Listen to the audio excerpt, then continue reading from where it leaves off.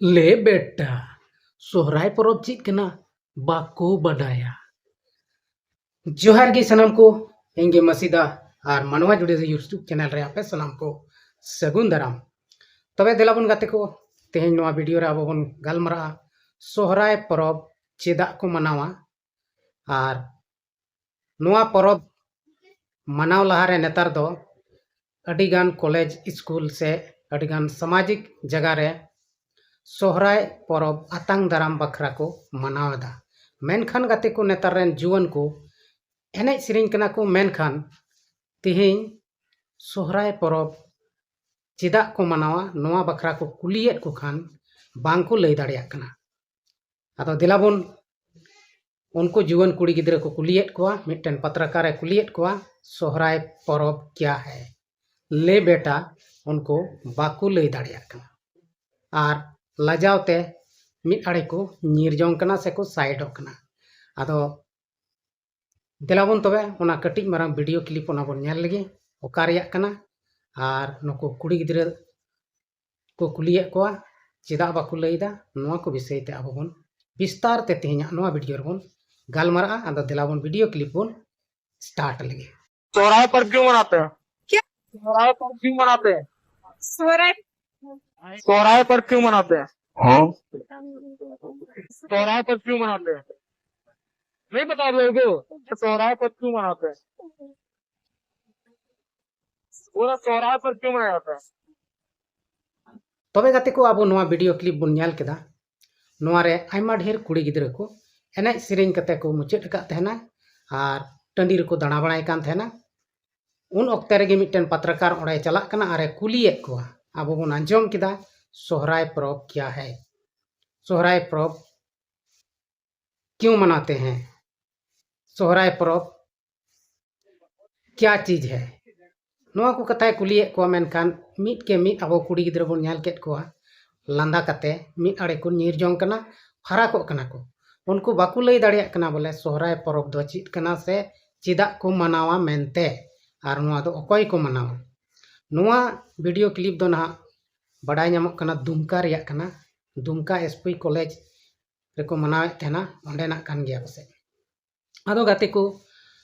आबोरेन कुड़ी गिद्रे को नितो आबो बन नेलेत को ओका लेका सोहराय परब बखराते बाकू लई दाड़िया कना।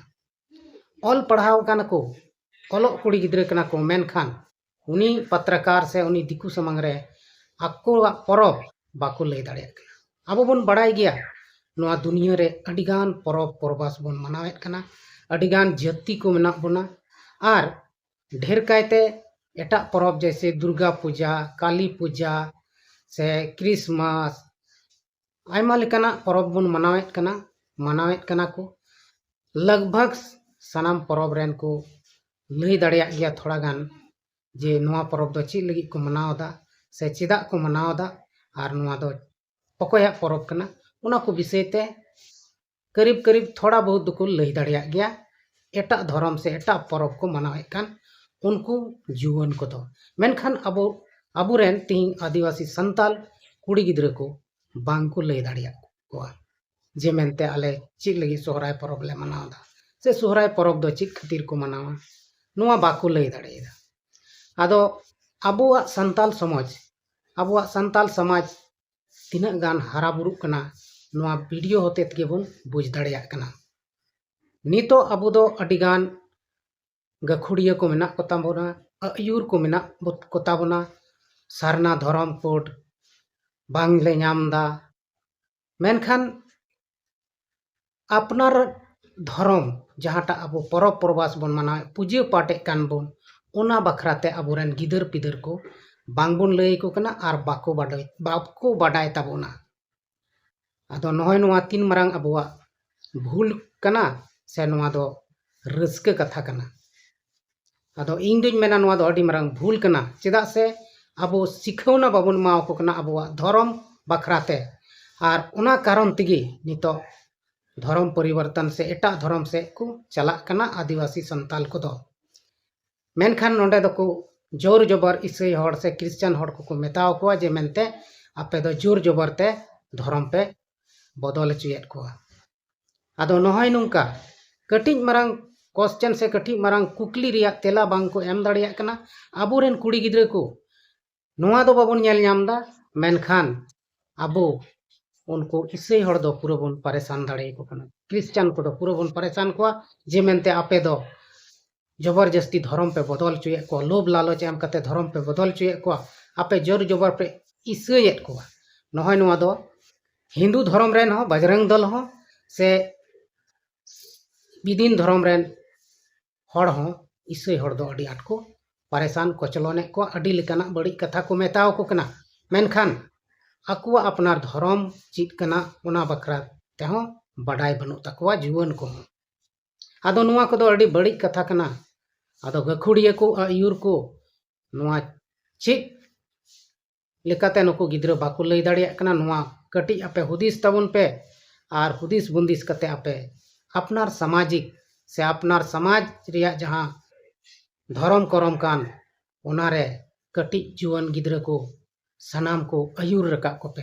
तबे आने गे सरना धर्म कोड ᱧᱟᱢᱚᱜᱼᱟ तबे आने गे धर्म परिवर्तन बदल से धर्म बदल दो बंदोआ आर लड़ाई झगड़ा तापाम झगड़ा दाल गoj गोपoj कते दो धर्म परिवर्तन से धर्म बदल दो बांग पे रोकाव दाड़ेया अकोय मानवा हो नुआ को दो सिरजनिया लीला कना आर उनी चेक लेकाय मेना उनका गे हुयुआ मेनखान अपनार जहाटा धर्म करमे मनावे ओनार दो अपनार रेन गिद्रा को कटी बडाय चु जरूर कना और उनको हो ओना धर्म करम रे हारा बुरु को जरूर कना मेनखान नुआ दो आबो बाबुन कमिया बिचकम एटा धर्म रेन हड़ को बन परेशान बड़ा कोआ उनको को बन तापाम झगड़ा कोआ जोर जबर उनको गिरजे ओड़ा को बन रपुत तकोआ नहय नोआ गे आबो दोबन बड़ाया जहां हड़ आया निजेर धर्म बखरा ते बिस्ते बाय बड़ाय उनी दो एटा हड़ा धर्म बखरा दो चिकाय बड़ाया आर एटा हड़ा धर्म बिस से आया धर्म बखरा बिस्ते बाय बड़ाय ये तगी उनी दो तापाम झगड़ा दाल